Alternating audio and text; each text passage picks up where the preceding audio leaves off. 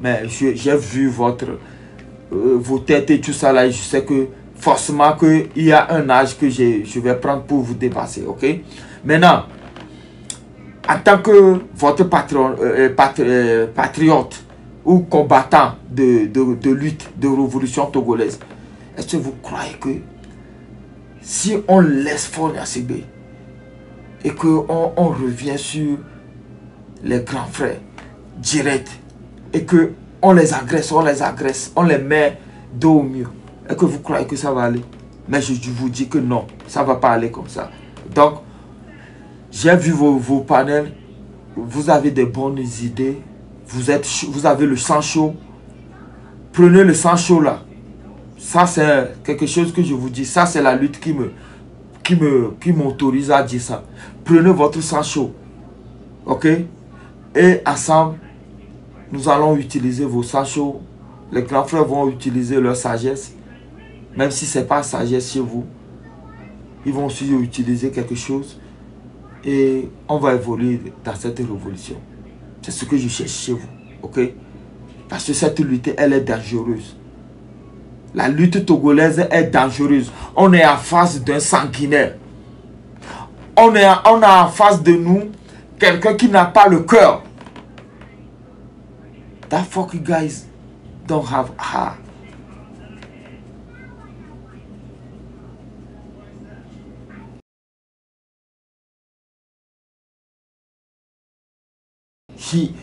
Listen, boy. That fucking guy don't got mind. His mind is off. His heart is cold. He got cold heart. You know what I mean? Jeune frérot. Jeune frérot. Mi va blâmer le cœur. C'est ça. Nyamate blenami. Parce que je ne vous dois rien. Vous ne me devez rien dans cette lutte. Vous êtes mon plaisir. Je vous jure tout. Quand moi aussi j'ai commencé, vous n'étiez pas là, quoi. Vous ne venez pas sur TikTok pour parler. Ces messages-là. Bien sûr qu'il y avait des gens, déjà. Vous comprenez? Ne faites pas ce... Don't do that mistake. Migbawo mistake. C'est ça. Faites des panels. Mobilisez votre classe. Mobilisez.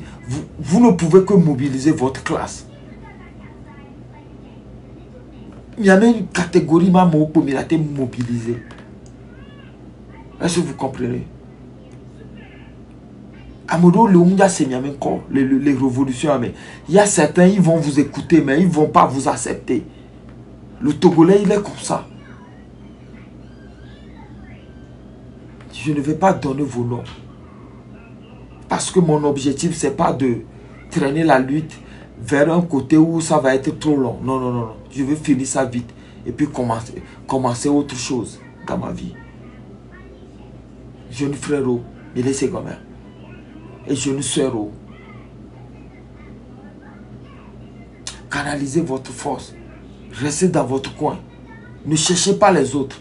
Ne les cherchez pas. Surtout ceux qui sont dans les combats, dans cette lutte. Ne les cherchez pas. N'allez pas vers eux. Mais quand ils viennent chez vous, rejetez-les si vous pouvez. Dites-leur que non, on est des Togolais. Mais ne les cherchez pas. Ne cherchez pas à gronder. Ne cherchez pas à expliquer. Ne cherchez pas à vous justifier. Vous n'avez pas à vous justifier dans cette lutte. C'est ce que je refuse toujours sur mon panel. Nous n'avons pas, nous, peuple togolais, on n'a pas besoin de nous justifier. Ce n'est pas à nous de nous justifier. Celui qui doit se justifier, c'est Faure Gnassingbé, ces connards-là. Cette bande de mafia-là. C'est à eux de s'exprimer. Normalement, ces lives qu'on est en train de faire là, c'est eux normalement qui doivent multiplier des lives. Malheureusement, c'est des tarés. Jeunes frères, vous avez devant vous un frère, un patriote. Vous comprenez? Tout ce que vous voulez, vous pouvez me le demander. Si je peux, oui. Si je ne peux pas aussi, je vous le dirai. Et on cherchera ensemble des idées. beaucoup de vous, vous êtes aux États-Unis. Vous comprenez? Ne cherchez pas à faire cette lutte-là dans une philosophie de on veut imposer quelque chose. Non. Une révolution, ce n'est pas... On ne vient pas dans une révolution pour imposer. Non. On vient occuper... Bonjour. Allez, on vient occuper sa place dans la révolution. On vient occuper sa position. On vient occuper son quartier. Comme le... Non, il ne va pas parler. Non, non, non, non, non, ils ne vont pas parler. Là, on va se triangler. On y a le holo, on a mis un honneur. Nos jeans, on a mis là où on est. On n'en a pas besoin. On a plein de gens qui sont aux États-Unis aussi, qui sont en Europe.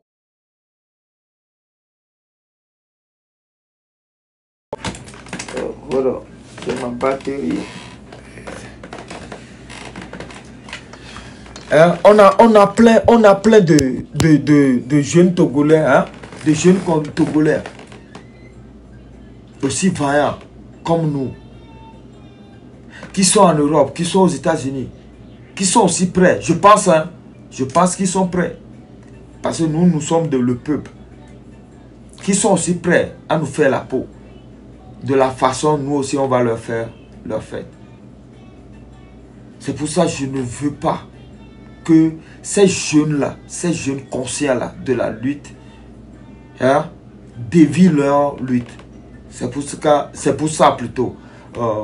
C'est pour ça que j'ai voulu parler un peu. Parce que j'ai des coupures, des messages qu'ils ont passés sur des panels.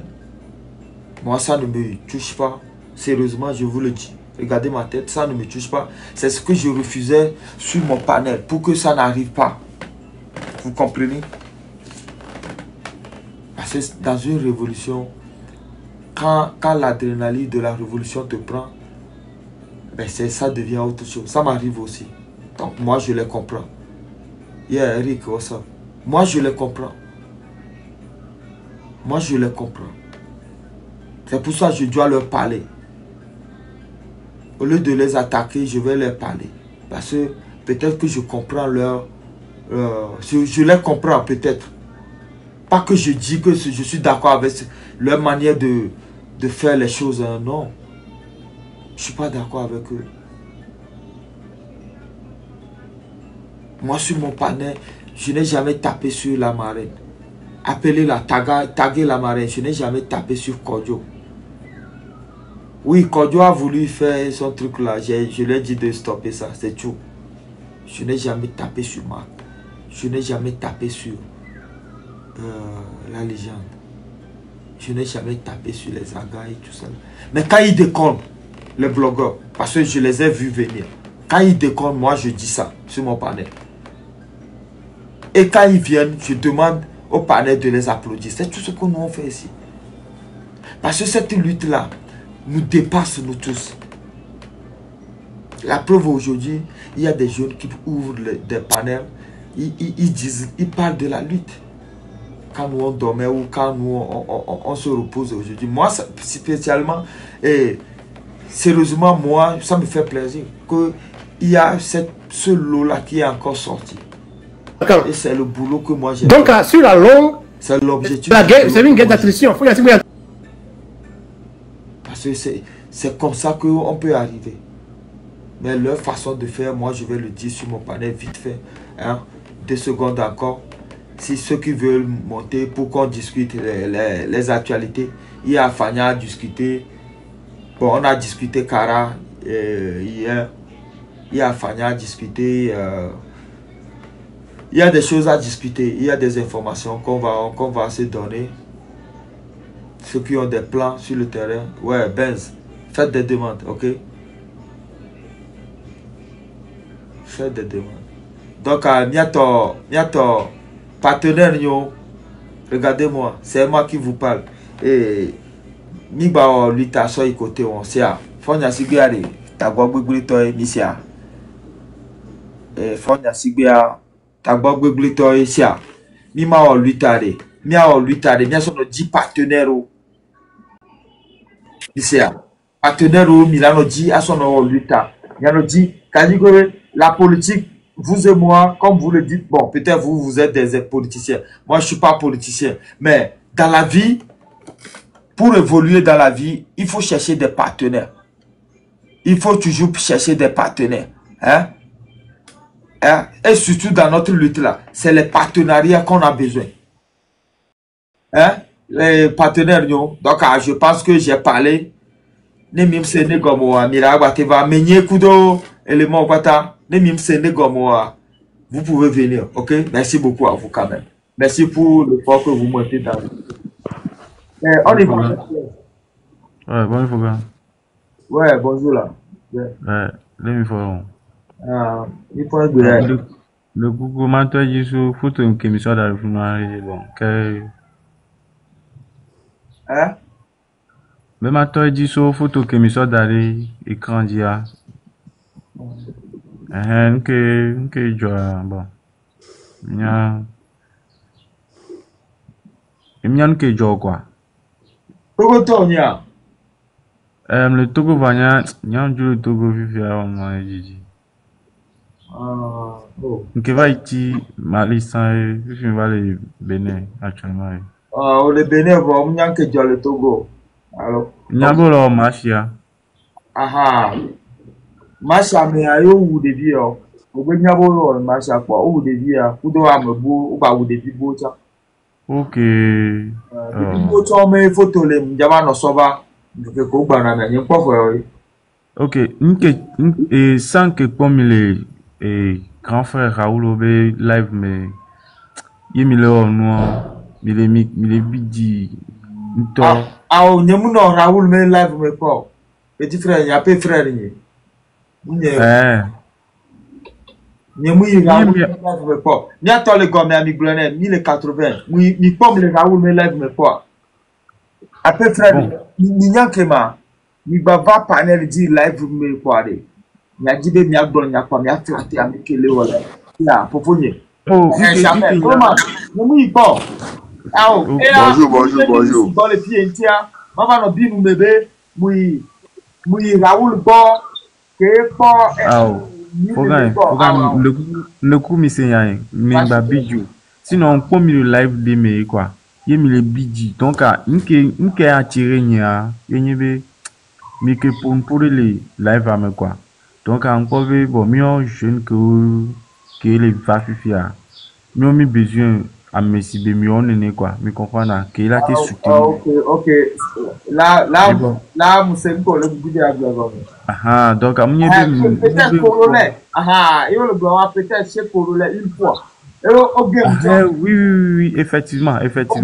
Au game le live à mais bon, au game à l'eau, bon, ouais, au game. Ah, on game yo, mais quel bidjin toi à me gloire mingba bidjo. Là, c'est vrai, là, oui, c'est vrai, ivoirien, alors. Ivoirien, Corolet, oui. Il n'y a que les trompés, non. Donc, il y a des dia, mais quoi, Togo, mais pas taille Togo, pas le mot d'igner la katakana. Ou d'igner. Charles, ouais, d'accord. Ok, ouais, on va tous les mélos. Ablore, no view alo view ano popo na hoela. Yeah, nyawe ko. Okay. Donc que live que mi pour doit et junior nebe mati do opportunité ma pour beaucoup de mia parce que nyalo le to cha nyem table le fio. Mi comprendre. Donc nebe marqué Croman mo numéro nya de gomena a peu frère wa. Nebe mati pour beaucoup de mia elanyo parce que mi jola we donc même te globe obe nyanyem le funu nyem le pe fu tia enu la no joye mi apata mi la bonu donc nki nyam le dia inbox bo nyama te globe kudomi ntama ona Croman mo numéro ane alors avec le gomme numéro ne tia merci beaucoup le Ben merci beaucoup merci OK nya le Nyanin Paul Luta, Nyama te voir soutien Nyan le dit, mais que l'on te supporter. Parce que après toi, fi que mi soit même temps on fi que mi le ya mi temps on voir fi que mi soit même temps on donc de coucou Maybe nya mate ko trop ta mo te bebe ma cha volo. Vo mo te vo. Ben, Oui. ni mate blono be le par exemple là objectif ni be ma soutenir Togo no a olite voa. Ma porter et ça mate apporter na wa. O sea, Voilà. et pas numéro ni wa.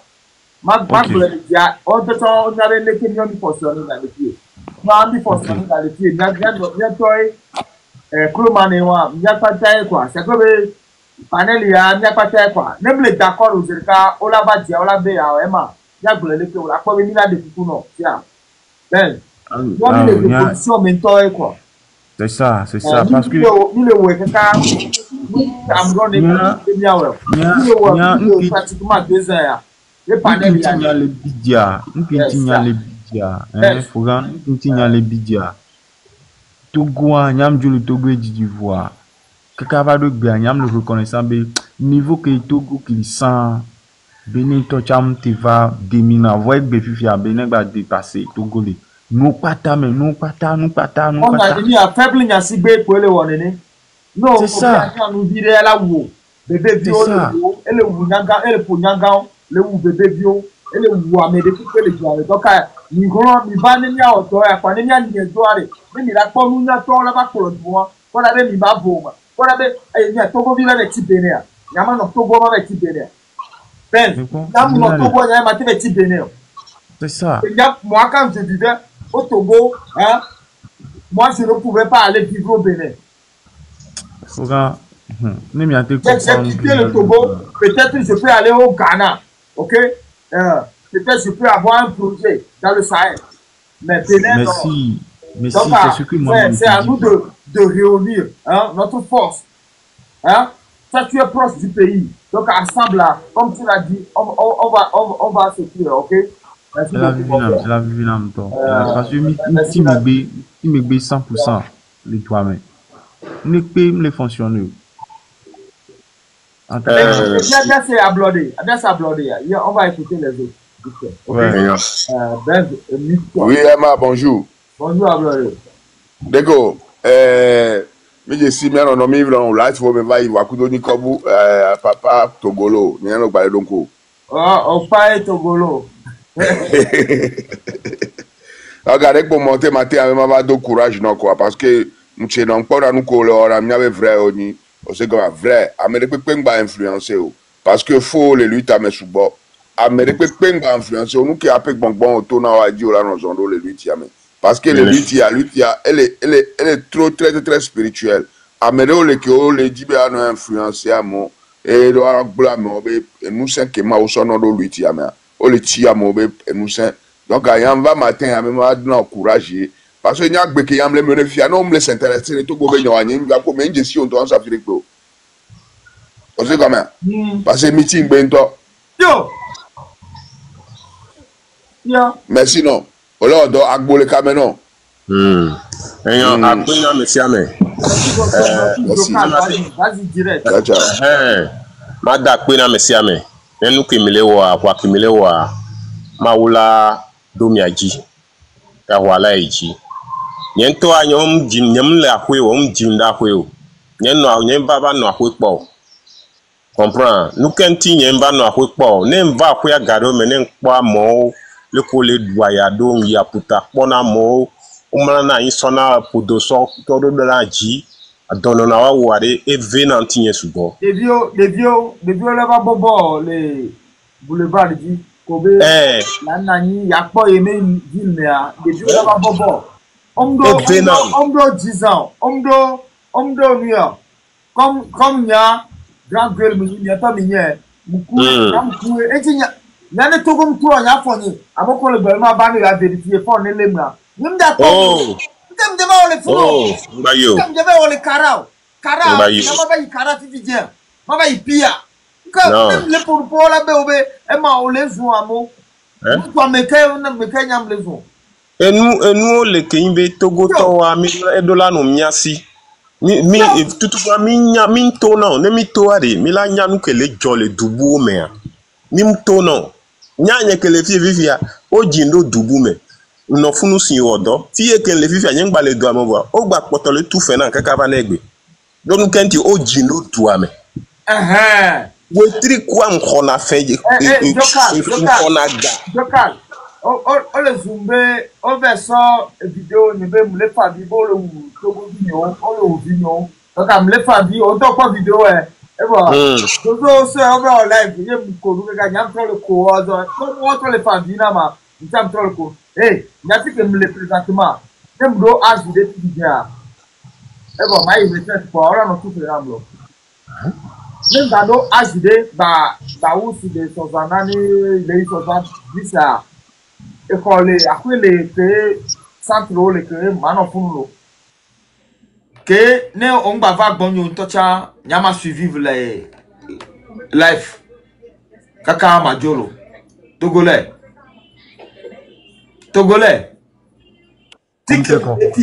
tike nyam lea ne azide gbe sur les pieds na me fia quoi ne ma ou na azide a mano ho ka vidéo chaque mois lo on te comprendre benz donc ane baba do azide a e ko po la JTP na e ti hala no pom Toronto na pom comme ce que vient de dire Jokal nke nyam te glona enyebe mi su gboro don familia vana doame nke so gan so le wo Mkeche mila si te contre wewa mile seconde mi su gbo familia le va doame Togolais mingbale live kemebe nya donya be nya ba no glonya de ke kafla nya to cha mi nya be ni raccrocher nya téléphone abo raccrocher a yemi ti nya be live o quoi e ba pa mila senti de ni glonya de quoi lo mi ti sha be de ko ni ma ba c'est ça en tout cas nyani ma ba te woni no c'est ça ne ba ni 90 personnes les bonnes qui yo pato o kan ni nya kembe e suna nya heureusement egbe mi amoko se na ko nya o to ba le no body so ya le dit tout mais non en tout cas nous que nyam le glon nya c'est que bon nyam a été soit de fin ton que nyam golo c'est vous que nyam do am te so va et mi abe o petit frère les kemila wa ko la wa yo la te évoluer c'est ça nous que nyam le ma gros secret que mdo le lutter amenami ntia que mdo lutter ame grand frère do mama do comme ko blona mu jona jinamo benzo le segoma ça parce que les jeunes on doit pas les jeunes bon m'balé un peu vidé mais aussi non nyama bati oni ya toka jam blona toni voa mu empêcher bema embêté o ni maté embêté o allô o la pobe nem le on de chakaka non toi o le pobe me le dagba o vana si ta blona be Emma bodire Emma ni jesi o amowe baba le ode ya no lekeleke kwa o corriger na panel iti o la pobe ya panel mi ya di oui panel mi ezona chaque jour que nous parce que Togo tobe panel ni mi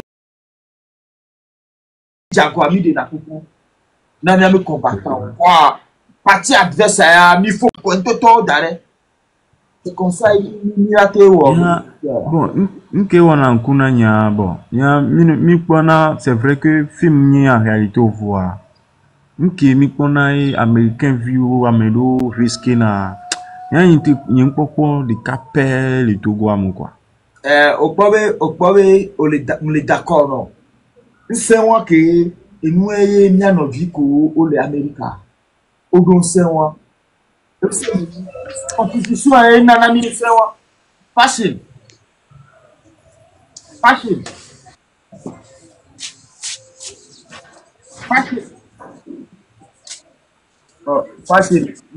non ma pour on va te descendre c'est Amérique constitution en toi nanami musewa allô ni le pas jeune vu qu'on quand l'Amérique que on pour un peu crazy le quoi on pour un peu crazy voilà la pauvre Europe me vieux on te pour un peu bobo de crazy ne si belle que New York ni vivre dans les pieds ni pour n'ento cha n'ento nyanywa mais peut-être M'cham écouter que au Sénat, au Baba, autant répéter. C'est comme ça. Ah bon, et tu me l'accusé. Pourquoi Dieu me te parce que je comme travaille pas life et tu m'as un life de one chill.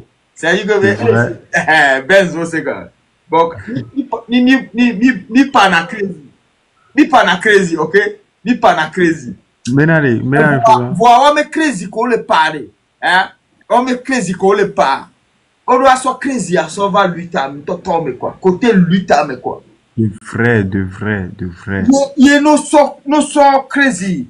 Koyoni, il me le parle sur le dévoué le panel dia. No so crazy one. You so va lui tam mais. On a pas ouverture d'eau la nania. Hein? Nyemjaba donya ebolo. Mama yon kombo bo. On a pas au lieu que on va lutter contre la mort, on a dit partenariat à la mort.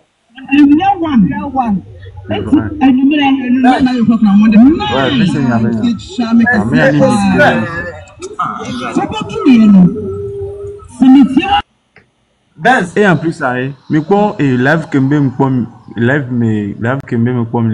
hein c'est que crise que mina est attiré nya quoi que on live en battre quoi on live en mena Togo vient à me aller que les pompons. Ma glono Benz, ne ma koso embêté maman on baraku yegbe. M'bale confirmer non, nyema les pompons non. On se me pagaya.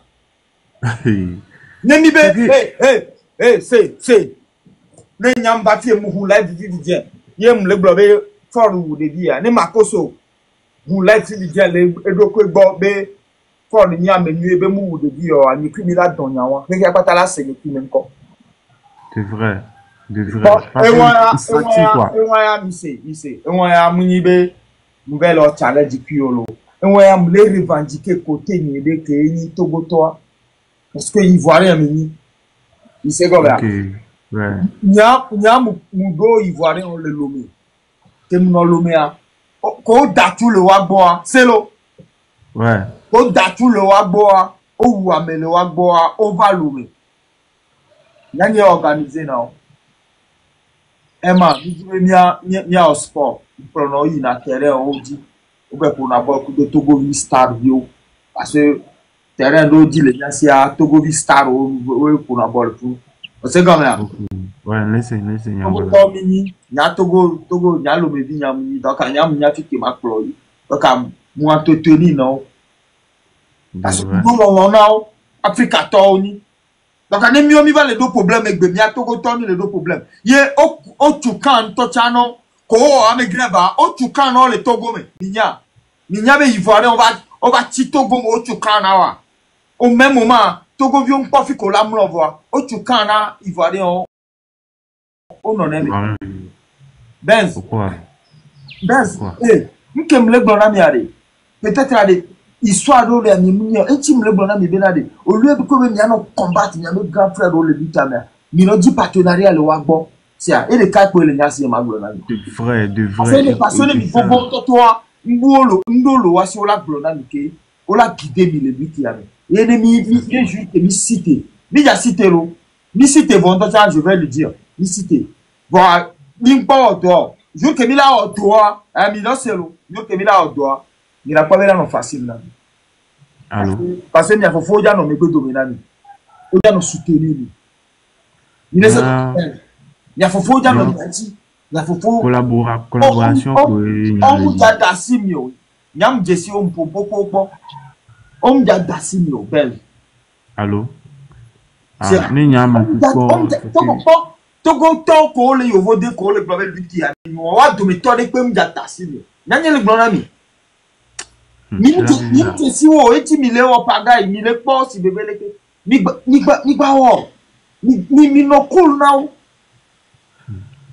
nembe mi achakudo ni ma mo awolo wo la chakabi la chakabi la ni to go di ke ti ya be ne joa ni ya be ni zum ne joa e down lo ni ati Fogai. Opo ande kawa na micha miao Togo viare mpobena miao ki bo Togo via bo nyecha Togo vi nivwa Togo a mido mani edi kwa mission na mi abe me somlo na yi subo la fili pepe ke mi doa tino le ka mi ala du président et via chala baba kwe ye via la no funu ni des années quoi kaka va do gbende pe mi le quoi mi apata mi mate ti te be o le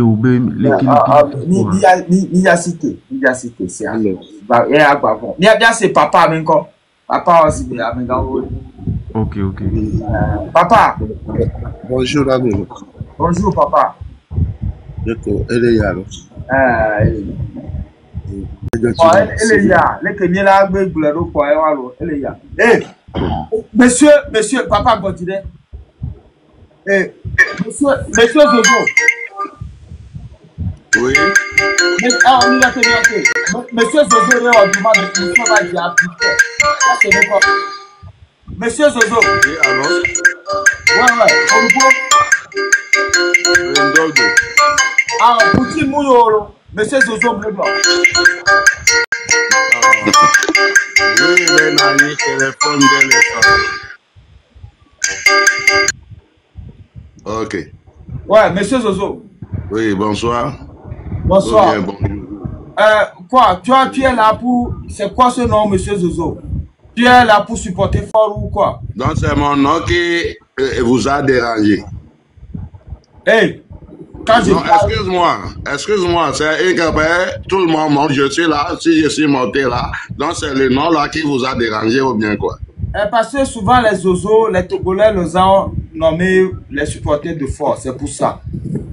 Ah, mais Zozo peut aussi signifier autre chose. Ok, explique-nous, monsieur Zozo. Est-ce que tu supportes... Moi, je m'appelle Zozo, monsieur Zozo. Est-ce que tu supportes Fondacide, monsieur Zozo? Mais quelle question ça? Qui peut supporter ce monsieur, d'abord? Et puis moi, je ne l'ai jamais vu. Il y a des noms de famille de la famille. Oh, sorry. Oh ben, non, famille de Zozo, tu as la famille. Je ne sais pas. Supporter ce monsieur, Moi, je ne sais pas. Secondo, oui. Moi, avant qu'il ne soit élu même. On l'a déposé, oui. Ok, vas-y. Sinon, c'est son papa que moi je combattais. Et Dieu même l'a enlevé, mais c'est pas fini. Ils ont remplacé sans nous. Excuse-moi. Zozo ne signifie pas ces gens-là. Je suis d'accord. C'est notre grand frère Ferdinand qui les a nommés comme ça. Donc, et quand nous on voit ça, parce que c'est des gens méchants. Ils sont mauvais. Nous, on est là, nous aussi, on est là. On est prêt pour eux. Ça, croyez-nous. Okay. On a eu un qui est mort aussi. Je ne sais pas si tu es au courant. D'homme de fer. Oui, j'ai appris. Moi, j'apprends toujours, c'est simplement parce que je ne parle pas beaucoup. Merci beaucoup. Parce que je veux que quand moi je vais parler là, ça ait lieu en même temps. Je ne vais pas parler d'avance. Ok. Action. Ouais. Ok, donc, Benz, attends. Comme M. Zozo, on connaît sa position. Fogan, notre panel a dit, il y a trop mal de ma vague borsia. Fogan. Ok. Papa, vas-y. Ok. Même quoi, c'est vrai. Parce que c'est l'élève, les vailles. Et si les co le fifia, c'est l'élève, les belés. Et là, collègue, le chambre. Et doit photo que les mots de mira, et ou triste là, ben maman ben fidia, et on l'a ben, mounibe, lui a colo ou officiel, mounibe parti politique les yuame. Mouni, on l'a ben fidia, ben parti politique qui est les yuame, ben mito si belé que ouais, année no mon ben PNP pour la moto, j'ai décommé, oh non, mon dieu, au foie, mais oh. Et gars, tout au moins, et loin toi, ame gbogbolo le so si bébé et amron ntiye amo le wonu yaro va enu va dogoro amron benu noué jamais et ga ke on so daro enoji Si tu es qui va vite Togo yoni et zotini. Et voilà. Et nous, be di bibie le tamena ameo quoi. Ye amuron to va deux me quoi vo. Si ça non on l'a pas me le quoi on se be amuron tiye o le onwaro. Papa, eti na akpobe no gbe le porbo kwa. Nke na nyam glo ek bébé. Wa me vidéo ko wa kafla nyam le mouvement le train. Papa on les comme ça. Ye mi akpata presque nya Togo vi ko bata mi le beta parce que mouvement de meni ye va tout boom de ko pour Maru Sagna avec l'avènement de Yela couto quoi. Les beta mi non d'accord puis. Ye malgré tout Togo to mini Mark la onde doda maren bo kodo bo amede bo no joleme ye nya nyem do problème de peku Mark bo a mpo hia be maba gbo nyabo alo ngaji a papa Oh mda jola Mark mu bo wo mbu Mark ne Mark le live agome ne ye komi le pompo ne mjo Mark la ba panel a dit et ça la problème point de vue donc nkenya maba no contre Mark alo me créer de la liberté papa. Gwere. Donc ne ole siya jeune mais oni jeune biova yobe amron na nyam le d'accord pour mu le d'accord pour parce que nyento cha ke mle gbulo ba me ni se ne nyere kama kete we oh ko mama plaire donc oui bere papa donc vos nouvelles amron quoi yobo yo a tiré de par exemple nyagia no tiré à si elle que m'blanye pour te faire de Camille problème l'eau nyama do contre balle voir Togo vi ko le terrain andia o ma second maintenant C'est ça. Nya ko ni nya souci nyelo nya fi que oh etina moko suivre na panel nya o nya nyere nya souci nya ko ni be le Togo vi nyento muhona mo le Togo nya panel dit papa o na bera etune de la signo yo là-bas damtu muni be Coolman, allô m'ledadia, Coolman. M'ledadia. Donc, eti m'leblo no benade. Non nyabe fo nya sibe mi pankolo. Ah oui, non nyabe après que be nyamulona papa me nyagbo. Papa mulona monsieur me nyagbo. Catalyseur mi le wonu fo nya sibe ya le danelo. Examatulo, e una melo, e drogue satoelo. Drogue satoelo. E chef mafia elo. Minyanko yo na be chef mafia. Amemeni mundo jiolo. Mubuna panolo. Mbulo na be comme eleke a intia matura elekolo. No we plus de la pankolo. Amewa enya le fifi ki amewa enu le ka amewa wo ke egbebe a. Cause church to gbogbo do le a. Wa be gegegbe a, wa be baziye beso. Fonya sigbe ma bro vérité la mi fonya sigbe do case. Edo prison do la il est américain normalement heure que ni pour ni le là fonya sigbe do en prison l'américain. Papa ne enwaya ne nya do me nya to go vio mingba o luito ni sea ne mingba o luito ntocha ye mingba o ne ko mi apata mi ve tan egbe pa mi be ne wo ne kucha o maya lelo America to mo na paga o. No, the case number I will check on that shit, you know what I mean? Wabavon, ma check case number. Edo Miona Ndove oh ni a français me grave amoko ko do en prison damn oh leke mu love term yo Edo amoko amele prison présentement pour que odo case de cas somebody say I know okay Nyame histoire elle est claire là togolais. Nyame histoire nya pa uru la. Nyoko la zon le histoire amela. Eti nyam le fie le dafa le nyata la mde kukwelo le nyele dafa parce que no ya mubogo la be ma ya dana pa kwe. Parce que iti le dafa le nyata la. Et moi le simple là. Ne mi cite egbe ale. Et mba do sen la et du tao. Yo. Ame olugale l'Amérique, monsieur avec Balonti me veut les Tchakudo Ruissoa. C'est ça, parce que les 10 partenaires. Et les 10 partenaires. Et qui me bien sur jeunesse à Bobe, mais 10 partenaires. Au lieu que n'y a no créé mouvement, n'y a no créé MDAD. y a joué des milliers intelligents et du que méditature intellectuel moulé papa et n'y a que le pompono à 2003 m dans campus papa Mick le player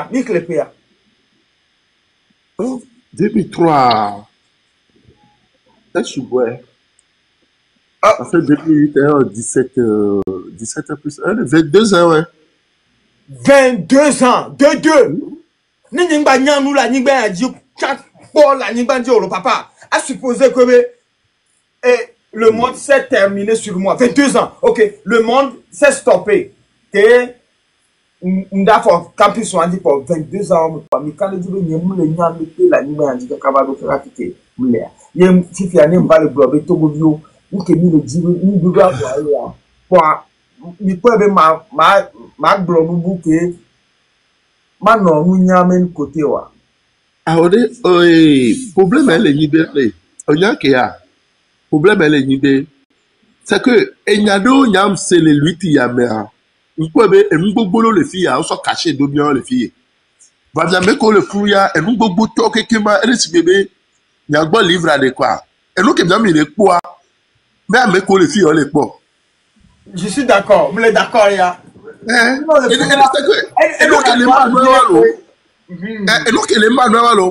imaginez que les coups VPN yem les ans sans VPN nyam dana pas VPN nyam sans VPN quoi nyam nyam ni VPN ma vérité voir enye glo na le panel amobo voilà ya tomiza VPN parce que VPN mouillamo portable est simple quoi. Nous deux connaissons. Je n'ai pas de compte à rendre à Joe Biden. Mais Joe Biden. On se dit les filles tellement de bébés. Les connexions ne m'ont pas. Et trop pour les deux problèmes. Oh, moi tu fais une ma pas connexion. Papa me d'accord pour une collaborateur. Donc courage de bien Togo bio quelqu'un quoi. Courage et ya ko amele gbe wa be ne ejuala e no antori le yibe ejuale big de antotale e pa mevo e poto be asizola to wevo ye nchi nyangba le nyanchi do benade ni ba town nya si machi si antoto yo papa o kale bele ma yo kwa nyeso ko amaba no tele nkume nani chaque jour na live gbere no chami se le gomi yo nyo chami se le gomi attaque togolais o di ma nyem po mi apo rêve ni ko ni mi chama vo le di parce que nyam no ge nyam no kana jodo oh me ka oh ponyo me ka boy retour catalyseur boy ok ça papa nyo na ni le panel a dit mablo nyo to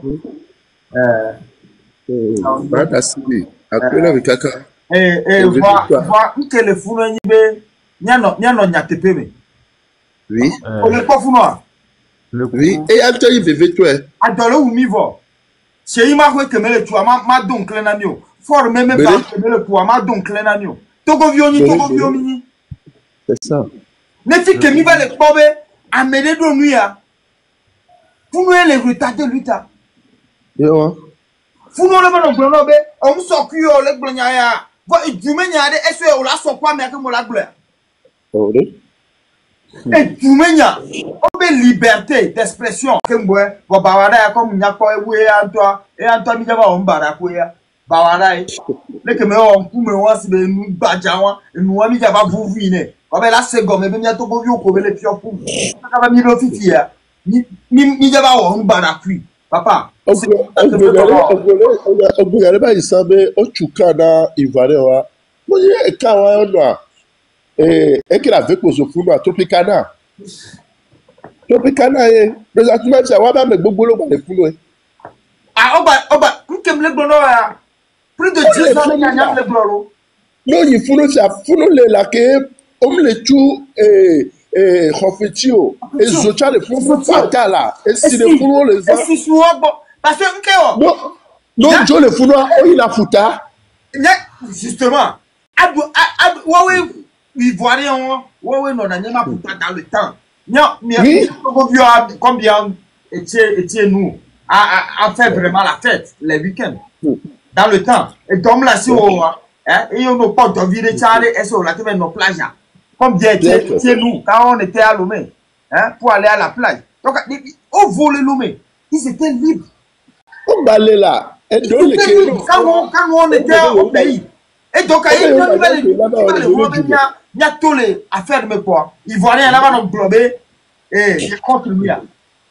on va l'attaquer il a attaqué Nuéré il a attaqué Nuéré quoi côté moi le dire ne novi nous pour d'autres nous pour nous wa so me se va ne nya wo don na doa et donc na be fort les dominer les doigts quand il est là payer les petits pétasses de Côte d'Ivoire les petits voleurs de Côte d'Ivoire bon nous va nous bloquer et les gens vont chez eux des millions des mille et tout ça là et pour amour le blobé togolais là non pas wa me lève au là comme celui-là a dit que le Togo est bon, donc laissons le Togo comme ça. Ce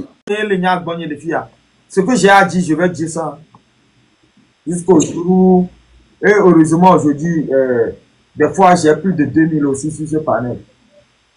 Des fois, on parle comme le Pompora. Nous, en tant que Garo, on va dire à toi, la 15 de cas. Va les faire ma sensibiliser pour de bonjour Jean aide-moi non Jean aide-moi comment ok papa merci beaucoup le ko va honyana ni do ale nyomi le dit sia voiture a dia et doit porter mi a dit lo e bo le que dit glore oh merde et doit porter mi a dit oh bien non ba le lancement bateau quoi mi le dit oh oui merci beaucoup et voir esprit de le panel a dit m'a expliqué là au papa et il est ça que ma agbeto le doit ya agbeto la cité oui de ça belo et journal mi a dit le fille et nabo la pobe sande efia ne chaque weekend kwa yovo dina sale ejoa groupe alors on ande à défiant du gouvernement même le on niro oh on va ni so mi so be la on dia parce que habitom on a satisfait l'homme n'est pas satisfait l'homme c'est un être insatisfait habitom a vivre les satisfactions togolais de cap pour glona benade et nous les nyona mo voir ma notonye viadi ni munyabe nyawo glonele be ni Ghana dio o glonele Ashanti gbem ta mo amla Ashanti me lo papa ma notonye viadi a Ashanti mda glono gbere pobe ma notonye viadi votre vegbeton alo cableton ya ela te globe ma notonye viadi ma notonye Okwanya kole gbowa gakeme autant 8 et moi dia 6 todia le odo elo le di quoi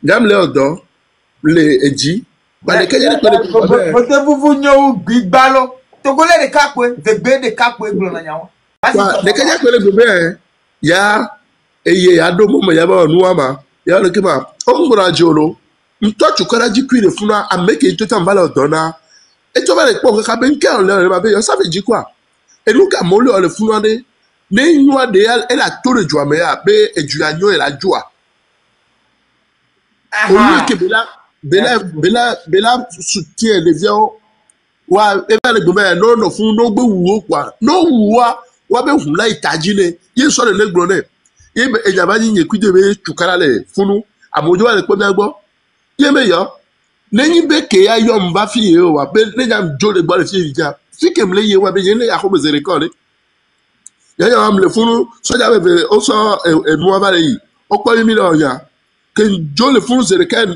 do et d'attendre les lois de commun ya mere ba kpọ kwabe o amego mo fa do fi ame yo ne ekpo me fa ya vumbe do na me dan no ne kpo me hozo Africa wala dan no le yewa donc après là mais merci beaucoup. Merci. Papa. Merci beaucoup, on va partager. Oui. Papa de Google, ne la tena entre ça là nyon quoi. OK. Ok, on va m'y s'abonner, OK. Mango ne fi. Je peux pas parler radio. OK, mango ne quoi. Les sommes ya bois. Papa, panel y aller. Panel de minimiser les révolutions de support. Donc il y a non clé banam sia. OK. On peut vivre dans les on try to yam c'est sinon il y a le bois. Ni de cas fort renvi bawara renvi et que ciao renvi au pata ni en mille be mille pour le renvi au mini il y a pata renvi au mini on vit total mini be en bas fond de nyandi ni de cas il y a pata que ni be mille pour le ni boumi de cas il y a pata ni boumi de cas mais que mille le pas ni boumi de cas avant donc que ni pas encore ni total de la fois. Oui, Emma, c'est comment? Mais tous les Togolais devraient envoyer tous les lions, les animaux de la forêt. Je te suis depuis tout le temps. Depuis tout le temps. Donc,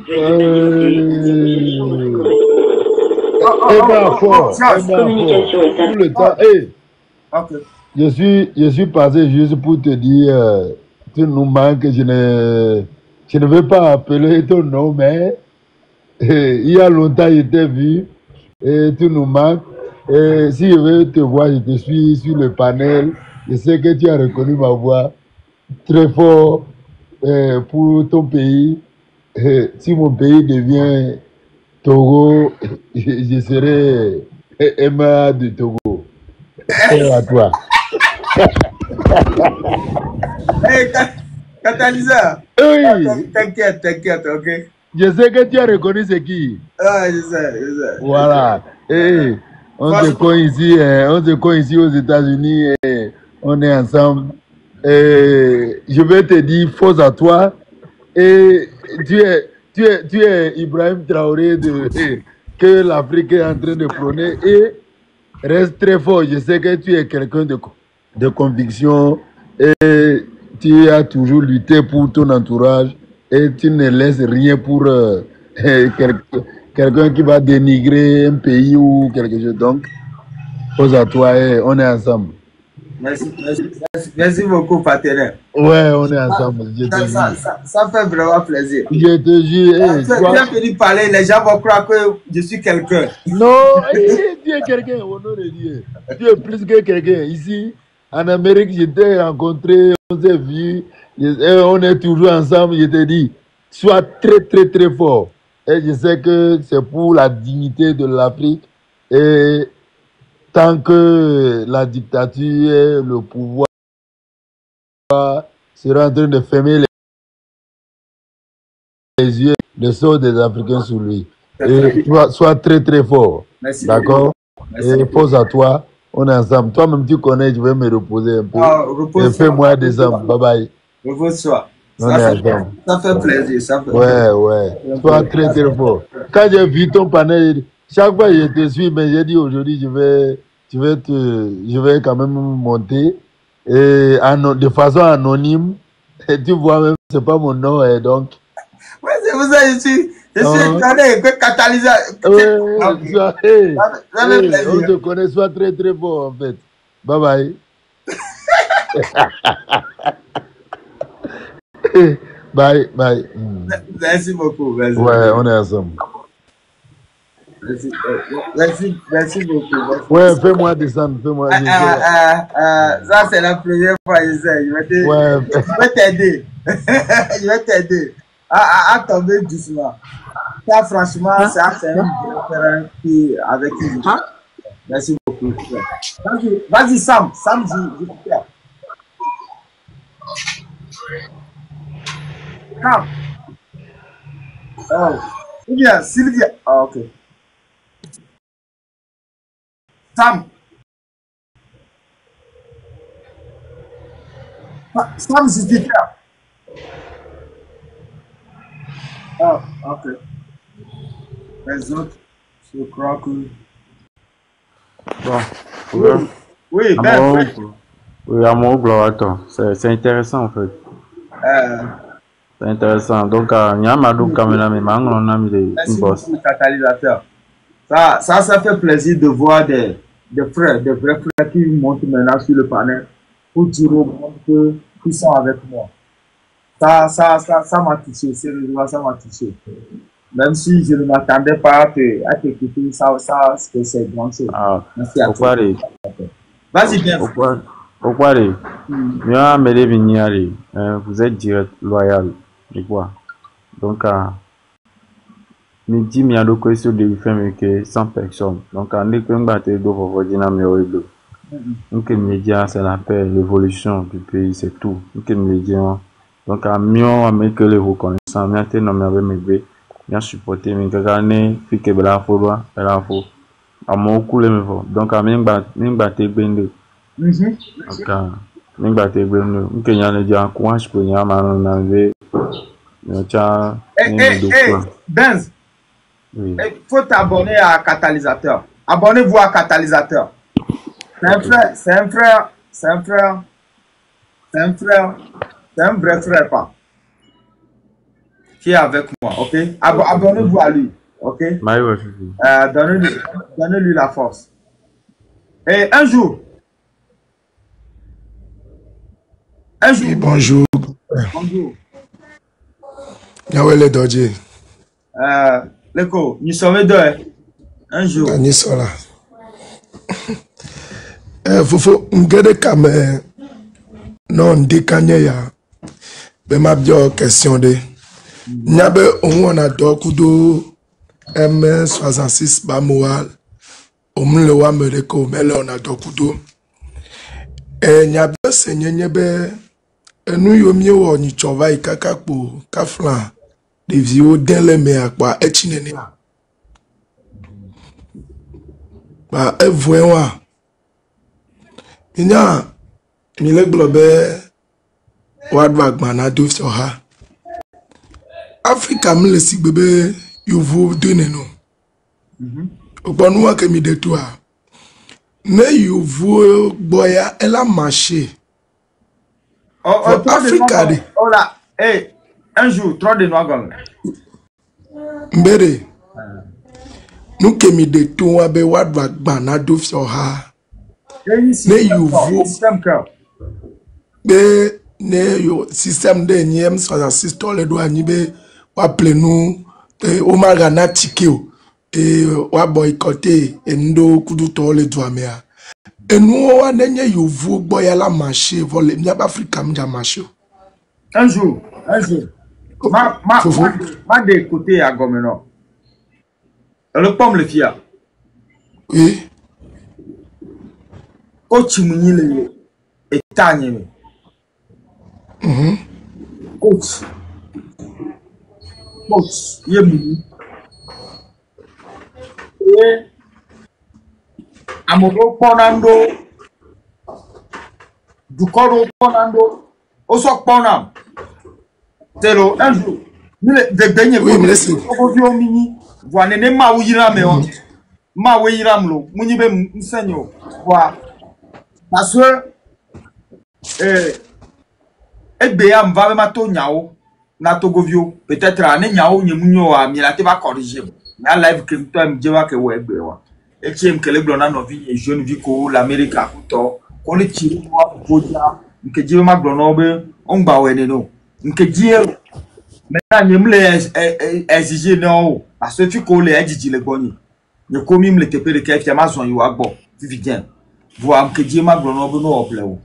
Au lieu de voir tirer de wa fofo dia, nous créer partenariat pour amour. La ton toi dit. Va me dire gars noter 8 heures. Un jour c'est pour le blanc ben M6 store le Kogulabe mon adoko bien sûr. M6 ça, moi j'ai créé l'UT un jour. Oui. MC6 m'a créé Togo me luto. Oui. Le nyanya me le Kenya mu nyalo. Là, il y a tes pères ou le tout là. Kenya mu le live. Ni Togo bio le va ni pour mi le discuter Togo me nya. MC6 mu pas les assister. Voir every time. Tamba kuna popuna neti. Un jour, peut-être me glono yalo parce que me glono le panel ni dit voir mi basona sujet yo babana. Quand même me le panel. Ye Togo ton surtout bobo ton to tani so ke mi po. Yo le vol c'est Emma chamen ko Emma cho de nu nya Emma vrai et do la va on ba glono 8 ans ni ko c'est par exemple il y a no vi catalyseur qui va et am glono 8 ans mi ko be ni to di ko mais noter là un jour il y a ma vérité non. Amron mouleni centre de lutte. Et Amron ton live ou moi m'seme live Amodo yebo vonyemu yinebo vo jour que Amron globé yo to ba to ko nya sigbedu la joa jour que nyam yeme live me o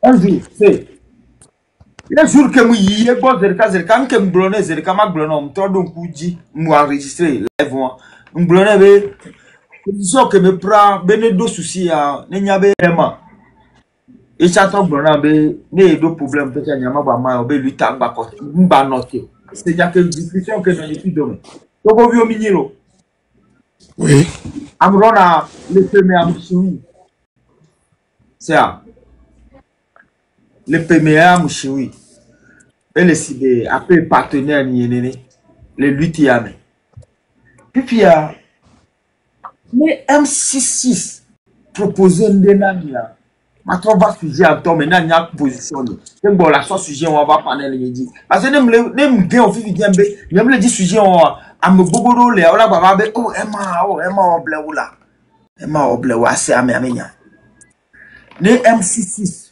proposé ndenania révolution mais mille les MC6 proposé ndenania be système de révolution de nami allo et lui a plan d'attaque de parce que mille attaque contre attaque mais mille contre fond Yasibe les MC6 proposé contre attaque de nami yemi kwebe le favorable nami ya ni wela ni no à l'aise ni miawe ni no à l'aise ni miawe grand frère nyam so nyam na olo panel ke nyam le un jour une minute nyam so nyam na olo ogbanya ka ogblo wa o se gome yo te glo ne no proposer nde na mia ne la nyawo na mia ne no les ne mia we for ne ma no les na mia wa mi ma tin we o be na ne du mevio tin we wa o do va na so du mevio be na adom le wo be o me le suivre yo enu ke